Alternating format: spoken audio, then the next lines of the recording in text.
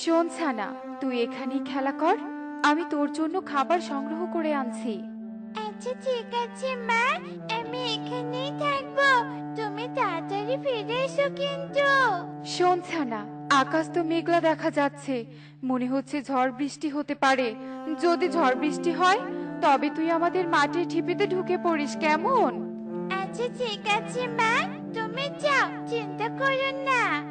এরপর নাগিন তার ছানাকে রেখে খাবার সংগ্রহ করতে চলে যায়। এদিকে ওই বনেরই এক বিশাল বটগাছে বাসা বানিয়ে থাকতো টোনা আর টুনি নামের এক দম্পতি। টোনা দেখো, আমার ডিম ফুটে ছানা বেরিয়েছে, আমাদের ছানা। কিন্তু টোনা, হ্যাঁ আমার এক ডিম থেকে ছানা বেরিয়েছে, কিন্তু আরেক ডিম থেকে তো এখনো ছানা বেরোচ্ছে না। তবে কি এই ডিমটা নষ্ট হয়ে গেছে? হ্যাঁ, আমার দুটো ছানা হবে না টোনা। তুমি মন খারাপ করো না, আমি দেখছি। টুনি, তুমি বরং আবার এই একটি ডিমে তা দাও। আমি আমাদের ওই ছানাকে দেখছি। আয় ছানা, আজ থেকে তোর নাম টুকি। এরপর টোনা টুকিকে কাছে নিয়ে তাকে সামলাতে থাকে, আর টুনি আবারও তার বাকি ডিমগুলোতে তা দিতে শুরু করে। টুনি, কি হয়েছে? এভাবে কাঁদছো কেন? টোনা দেখো, আমাদের মরা ছানা হয়েছে। কত স্বপ্ন ছিল আবার দুই ছানাকে আদর যত্নে বড় করব, কিন্তু আমার সেই স্বপ্ন পূরণ হলো না টোনা।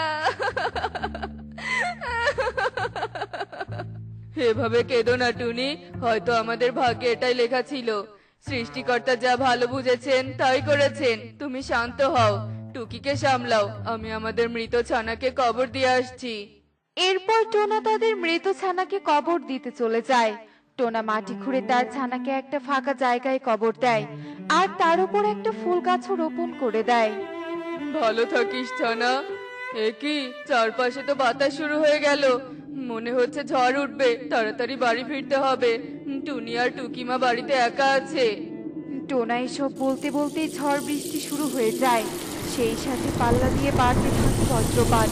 টোনা এত ঝড় বৃষ্টির মাঝে একদম উঠতে পারছিল না। এই ঝড় বৃষ্টির মধ্যে তো একদম উঠতে পারছি না। আমি বরং ওই গাছটাতে আশ্রয় নেই। ঝড় বৃষ্টি কমলে তারপর বাড়ি ফিরতে হবে। আমাদের মাটির ঢিপিটা তো একদম ভেঙে গেছে। মা সেই যে খাবার খুঁজতে গেল, এখনো তো ফিরলো না। এত ঝড় বৃষ্টির মধ্যে আমি এখন কোথায় যাব? তবে কি মা কোনো বিপদে পড়েছে? আমি একটু আশেপাশে খুঁজে দেখি তো।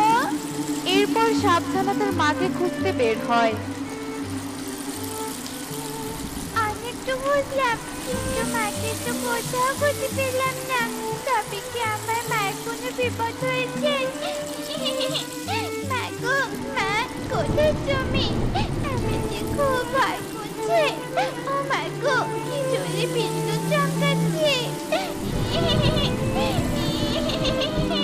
বাতাসের জোরে হঠাৎ একটা গাছের ডাল ভেঙে সাবধানার ওপরে পড়ে যায়। ও মা গো, কেউ আছো? বাঁচাও! আমি তো ডালের নিচ থেকে বের হতে পারছি না। বাঁচাও! এদিকে সাবছানার মা নাগিন ঝড়ের কারণে একটি গুহায় আটকা পড়েছে। আমার ছানা না জানি এখন কেমন আছে। লেজে আঘাত পাওয়ার কারণে চলতেও পারছি না। না, আর দেরি করে চলবে না। এক্ষুনি আমার ছানার কাছে যেতে হবে। এরপর নাগিন গুহা থেকে বেরিয়ে পড়ে, আর এদিকে ঝড় বৃষ্টিও কমতে শুরু করে। যাই, এবার বাড়ি ফিরে যাই।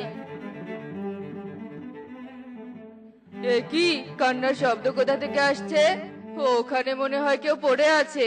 দেখি তো।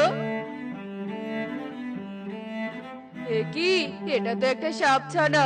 এক্ষুনি ডালটা ছানার উপর থেকে সরাতে হবে।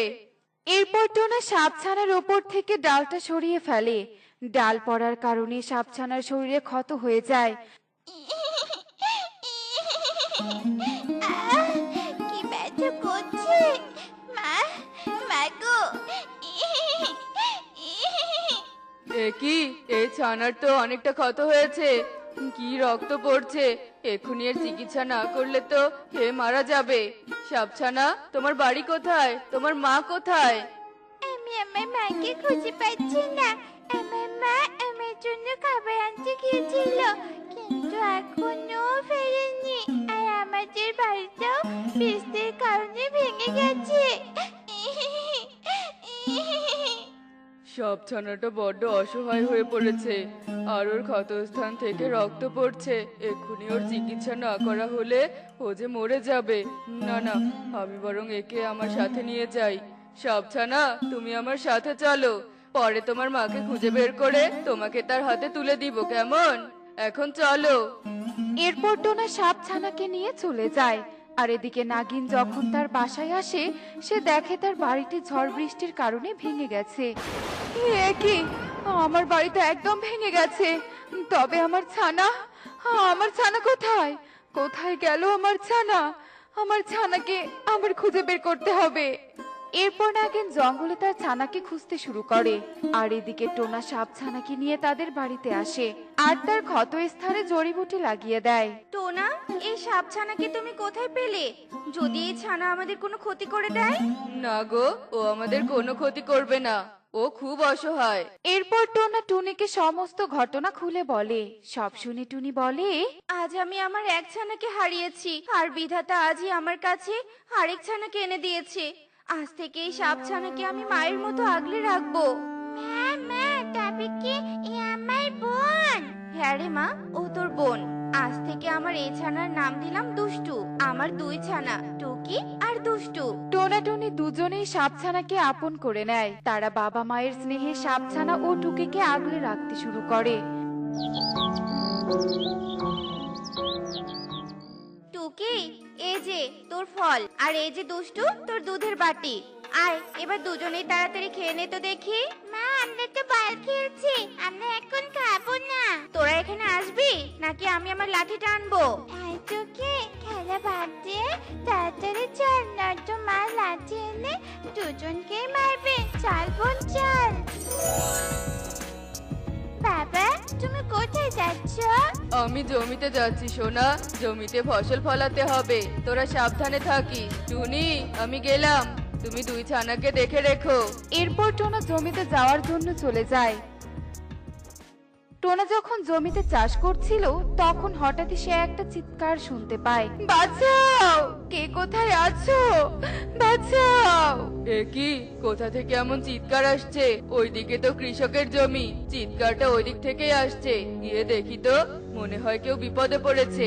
এরপর টোনা কৃষকের জমির দিকে যায় আর দেখে একটা নাগিন জালে আটকা পড়েছে। এ কি, তোমাকে জালে কে বন্দি করলো? একটা কৃষক আমাকে বন্দি করেছে, আমাকে তুমি বাঁচাও। এরপর টোনা নাগিনের জাল কেটে তাকে মুক্ত করে। তোমাকে অনেক ধন্যবাদ। আমাকে আরেকটু সাহায্য করবে? আমাকে একটু জল খাওয়াবে? তুমি জল খাবে? চলো আমার সাথে। এরপর টোনা নাগিনকে তার বাড়িতে নিয়ে যায়। টুনি, ছানারা কোথায়? এই তো বাবা, আমরা। একই মা, তুমি? মা, তুমি কোথায় গিয়েছিলে? আমার ছানা, আমার ছানাকে আমি খুঁজে পেয়েছি। তবে তুই এখানে কি করে এলি? এরপর সাপছানা তার নাগিন মাকে সবটা খুলে বলে। টোনা, আমি তোমার কাছে আবারও ঋণী হয়ে গেলাম। তুমি আমার সাথে সাথে আমার ছানারও জীবন বাঁচিয়েছো। তোমাকে অনেক ধন্যবাদ টোনা। নাগিন, ও আমার ছানা। তুমি আমার দুষ্টুকে আমার কাছ থেকে নিয়ে যেও না নাগিন, নিয়ে যেও না। আমি আমার মেয়েকে কোথাও নিয়ে যাব না। তোমাদের গাছের এই গোড়াতেই আমি বাসা বানাবো, আর সবাই একসাথে মিলেমিশে বাস করব। যেই কথা সেই কাজ। এরপর নাগিন টোনাটুনির বাসার নিচেই একটা বাসা বানায় আর দুই পরিবার মিলেমিশে বসবাস করে।